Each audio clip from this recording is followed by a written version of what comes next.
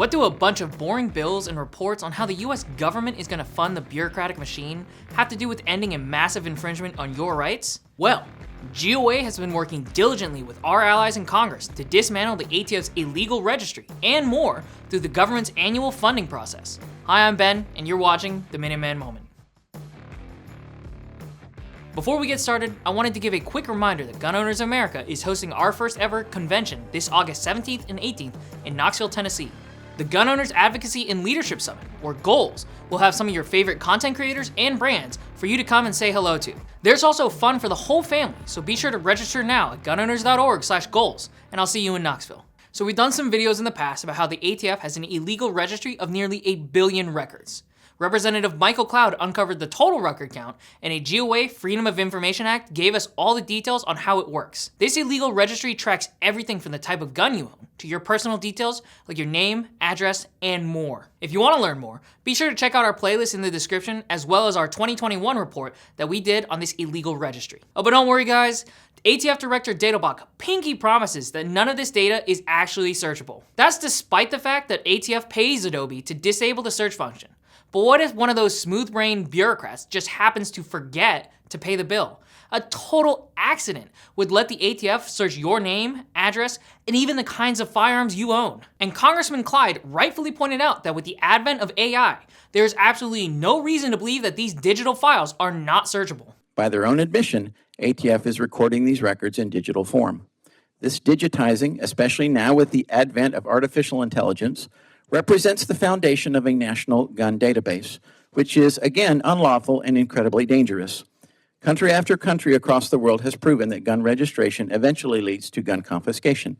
Our allies on the Judiciary Committee grilled Datoblock on the registry and what the ATF is doing last year. So you're aware that a FOIA request by the Gun Owners of America revealed that a user can filter results using serial number, document type, FFL number, role, frame, manufacturer, weapon type, caliber, model, batch description, batch name, and comments. How much of ATF's budget goes to digitizing out-of-business records in a database? I am not sure of the exact number. I can get back to you with that number. Obviously, we receive How much? we receive tens of millions of paper records at ATF. After completing close to 50,000 background checks over 46 years, why would I willfully ignore this background check? The answer is simple. I did not, but the ATF has revoked my license, ended my career, and my livelihood. So I guess the question is, why should you be able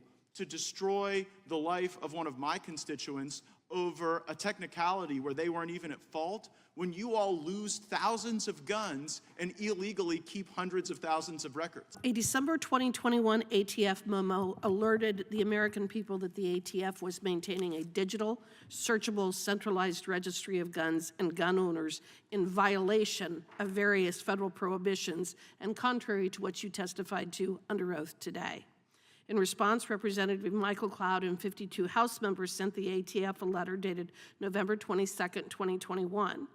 ATF responded to that letter stating that it had 920,664,765 records, 865,787 and 86,000 of which are in a digitalized format, which Gun Owners of America has proved to be searchable. The ATF's illegal registry is a huge threat to our gun rights. So of course, you know the anti-gunners in Congress are gonna make every excuse about it. Before we released the hard evidence in our report, they said it was a make-believe story that was banned by law and that the ATF would never lie about it. After we released our report, they tried to say it wasn't a real registry because the ATF couldn't search it. But this week, the House Appropriations Committee marked up the 2025 Commerce, Justice, and Science Funding Bill, which funds the ATF's budget. This is the bill that most of our supported pro-gun provisions will be added to, like reducing the number of ATF agents roaming around looking for your dogs, or defunding their ability to enforce all of President Biden's unconstitutional infringements. Now these funding bills are a little bit different than a straight up and down piece of legislation because they are solely focused on the funding of certain programs or salaries. But that doesn't mean we can't enact meaningful changes to promote gun rights in America. If you remember last year, we did a video on how GOA forced Joe Biden to sign not one, not two, but 3 pro-gun amendments into law. We cut ATF's budget, stopped VA from disarming 20,000 veterans per year, and helped improve NFA wait times. If you want a quick refresher, be sure to check out the video we did on that. Now we're back at it again this year, pushing to have your rights expanded once again. Not only are we going for another ATF budget cut, but we're also attempting to defund the ATF's illegal registry. Just listen to Congressman Michael Cloud and Congressman Andrew Clyde talk about the registry and why exactly we need to defund it completely. 2 weeks ago, Mr. Cloud and I visited the ATF Out of Business Records Processing Center in West Virginia, and I met some very dedicated and amazingly talented people at ATF. But I also saw what they have been directed to do, and so I'm introducing this amendment to bring the ATF into compliance with the law as it is written and passed by Congress in 1986, called the Firearms Owners Protection Act, which is now 18 U.S.C. 926 Alpha 3. The law required out-of-business federal firearms licensees to transfer to ATF all their records less than 20 years old. Hence, the Out-of-Business Records Division at ATF was established. Well, that same law that requires out-of-business FFLs to send those records to ATF also prohibits the government from recording those records. The law, as now recorded in 18 U.S.C. 926 Alpha 3, says, no such rule or regulation prescribed after the date of the enactment of the Firearms Owners Protection Act may require that records required to be maintained under this chapter or any portion of the contents of such records be recorded at or transferred to a facility owned, managed, or controlled by the United States or any state or political subdivision. That's part one. Nor that any system of registration of firearms, firearm owners, or firearm transactions be established. That's part two. And that's current law. This prohibition was supposed to prevent the recording of these records, in part or in whole, at any government facility and to prevent the records from being recorded at a private facility and then being transferred to the government. The law covered all bases. In 2021, Rep. Cloud inquired in a letter to the ATF, and in their response dated February of 2022, they acknowledged that they have recorded in digital format almost 900 million records, and they are on their way to 1 billion firearm transaction records from out-of-business federal firearms licensees. So this law prohibits ATF from recording transactions or any part of them and from using those records to establish a registration database. That is a two-part prohibition. Now, ATF claims that because their database is not a name-searchable database, that they're not creating a registry. But I think that actually is irrelevant, as the first part prohibited the recording of paper transaction records, and they are now doing that with high-speed scanners. I cannot see how this is not a violation of the law. Why do they need scanners and scanner maintenance if they are not using them to record documents? The ATF is not above the law, and we must ensure that they are not operating outside the law. While out-of-business federal firearms licensees are required to turn in their records to ATF, the ATF is not permitted to record these records.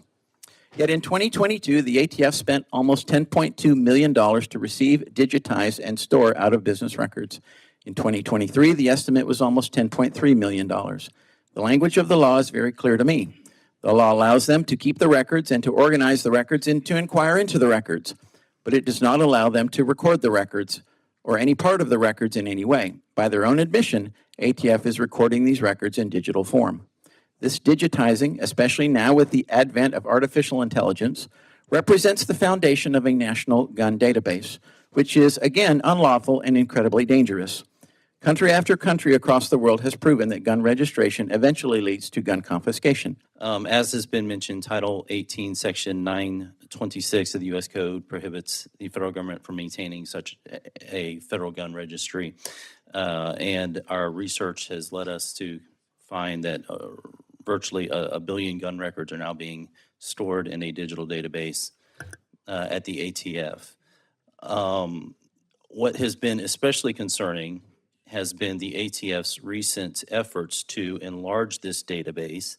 What's supposed to happen is when an FFL goes out of business, the records get stored there. They're stored for 20 years, and then they were supposed to be disposed of. Well, the Biden administration says now we're going to keep those indefinitely, and then has also instituted a zero tolerance policy against FFLs to essentially push them out of business in an effort to grow the database.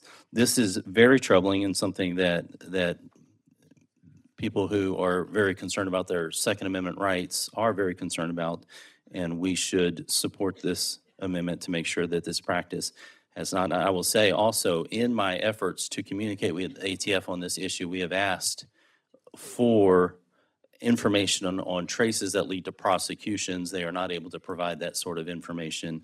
I am still trying to drill down on this. I have a couple more amendments coming up that'll introduce some report language to help us get more information on this. But in the meantime, I do support this amendment.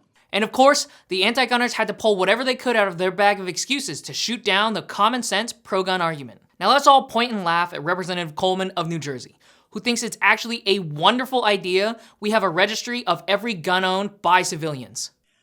I think it was a wonderful idea that we have a registry of every gun that is owned by a civilian in the United States of America, because then we could have perhaps less killings in our neighborhoods, less killings at our supermarkets, less killings at our concerts, less killings, period, in the United States of America. And when we talk about what the government has no right to tell us whether or not we can have guns, but the government has a right to tell us whether or not we can have a baby.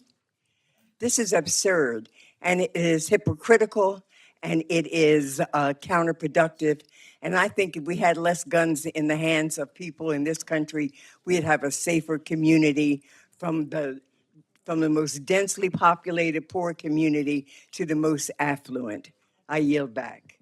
Sounds like Representative Coleman needs a reminder that our nation's fight for independence started when the government tried to seize the civilians' arms.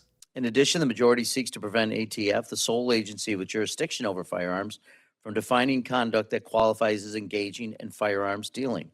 Talking about the law, helping our nation's licensed firearms dealers safely sell firearms. Another point I'd like to raise, the majority's attempt to prohibit a federal firearms registry. We register automobiles as a measure to ensure accountability and safety to those on the roads. Creating a registry of lethal weapons is hardly an infringement on the Second Amendment. But not to worry, the GOA-backed amendment to eliminate the ATF's gun registry passed the full committee. So what's next? Well, now that amendment is part of the bill that will be voted on later by the whole House. And once it passes the House of Representatives, the Senate will try and pass their own version of ATF funding. Then, both chambers will have to negotiate over what makes it into the final combined bill that is then sent to the president. It's important to remember that in the minds of most of these politicians, these amendments are like crumbs of the larger overarching funding bills. So it wouldn't be worth it for them to vote down billions of dollars in government fundings just for our amendments. That's right, we're using their apathy against them. Last year, GOA-backed provisions like stopping the Veterans Fiduciary Disarmament Program, a historic ATF budget cut, and even reducing Form 4 wait times were signed by President Biden.